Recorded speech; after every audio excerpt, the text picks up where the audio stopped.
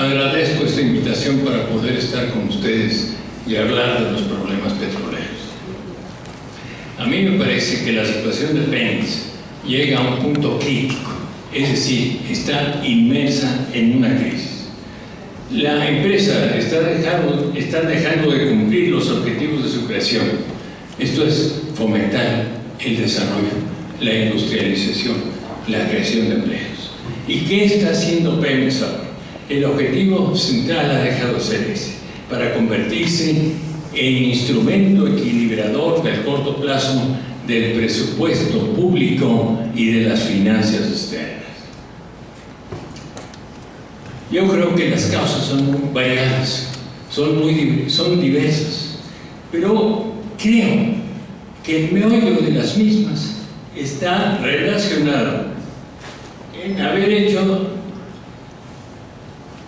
de la estrategia del gobierno federal, en la ausencia de estrategia energética del gobierno federal y en haber usado sistemáticamente a Pemex como fuente de ingresos fiscales más allá de lo que sus fuerzas les permitiría absorber.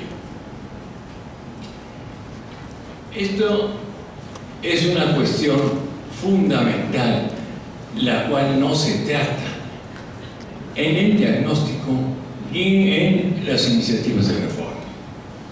Por eso aquí, antes que referirme en las cuestiones técnicas, después de la brillante exposición del ingeniero Garicochea, me voy a referir exclusivamente a cuestiones financieras. Vean si no.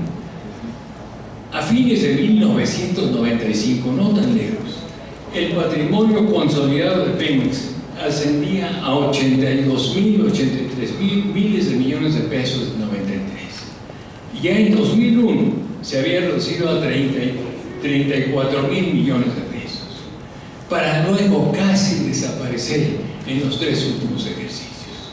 Es decir, Pemex está en situación legal de quiebra si se le considera de acuerdo con las normas que rigen a las empresas privadas. Y en consonancia con esto, el endeudamiento de Pemex ha venido creciendo verticalmente.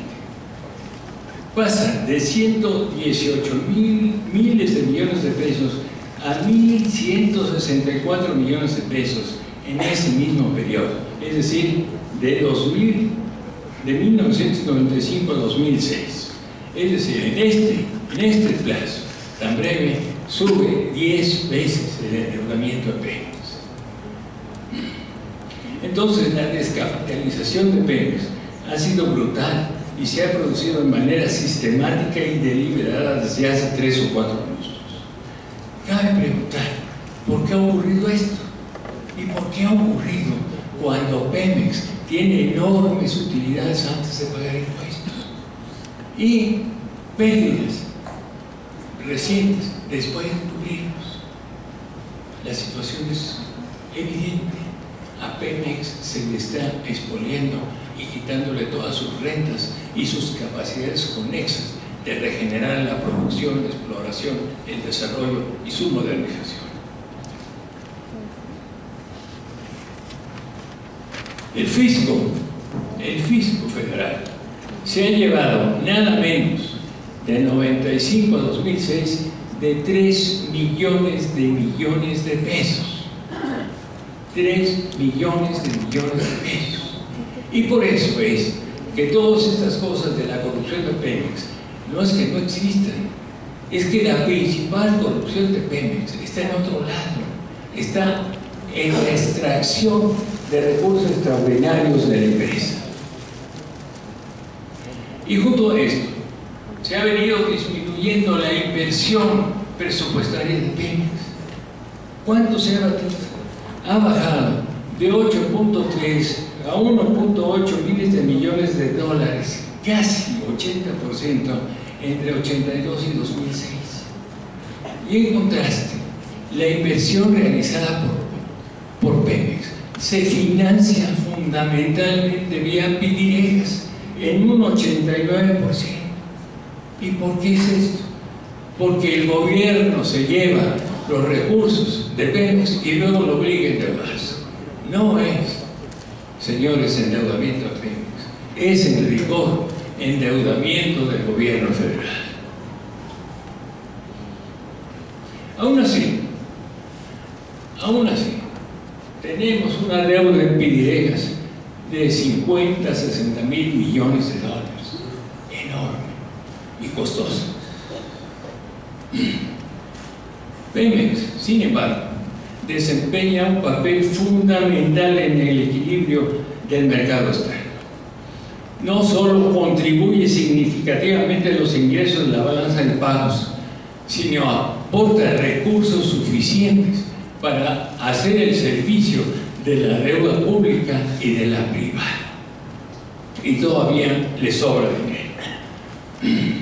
Y esto es importantísimo porque estabiliza el mercado cambiario y nos evita el proceso de devaluaciones repetitivas en el que había caído la economía mexicana. Y vean, la contribución de Pemex a las finanzas públicas ha sido enorme, alrededor del 8% del Producto Nacional en los últimos 10 años, no en un año, ni en 2, en 10. Y esta cantidad es casi el doble de la recaudación de todo el impuesto sobre la renta que pagan las personas y las empresas. Y si me fuerzan un poco como van las cosas, va a ser igual a toda la recaudación de impuestos directos e indirectos, que no somos más allá del 11%.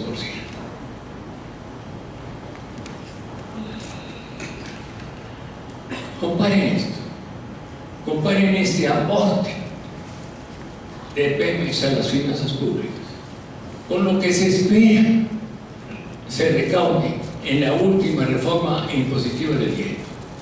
Se va a recaudar, según cifras de la Secretaría de Hacienda, entre el 1 y 1,5% de los tributos federales.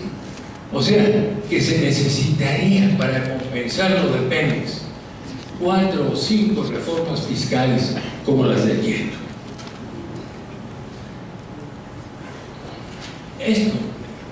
Esto, señores, hace inviable la privatización total de Pemex. ¿Por qué? Porque el fisco no puede dejar de percibir esos ingresos enormes que le transfiere Pemex. ¿Y por qué además? Porque no hay ningún inversionista externo que estaría dispuesto a pagar esos impuestos y a sujetarse a los mismos controles de precios. Sería una situación inviable desde el punto de vista económico y político. De aquí entonces, que de lo que se trata es de hacer privatizaciones parciales. Las privatizaciones tal como van y los intereses encontrados ya le han quitado a Pemex, como dije, toda la renta petrolera, puesto que el patrimonio de Pemex se ha costado y se sigue costando. Entonces, ¿de qué se trata con las privatizaciones parciales? La de arrebatar a Pemex las rentas futuras, no las actuales, las futuras. Y por eso se quiere privatizar las refinerías, los ductos, el almacenaje, etcétera, etcétera.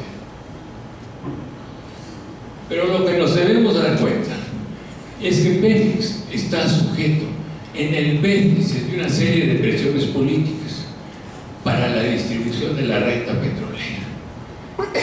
El fisco federal, el gobierno federal, no puede prescindir de quitarle una enorme tajada a Pemex, porque si no, tendría que hacer una reforma impositiva o utilizar sabiamente sus márgenes de maniobra. Los gobiernos de los estados dependen entre el 24 y el 34% de las rentas de Pemex en el conjunto de su bolsa fiscal, lo que les reparte el gobierno federal. Los empresarios privados no quieren pagar impuestos directos. Hay presiones extranjeras para ceder buena parte de las rentas petroleras a inversionistas del exterior. Y por último viene Pemex, que tiene demandas necesarias para modernizarse, reinvertir y suplir los yacimientos que se van agotando. Entonces, frente a este mundo de presiones, Pemex va perdiendo el paso y ha venido perdiendo consistentemente la fracción de los recursos que se le quedan.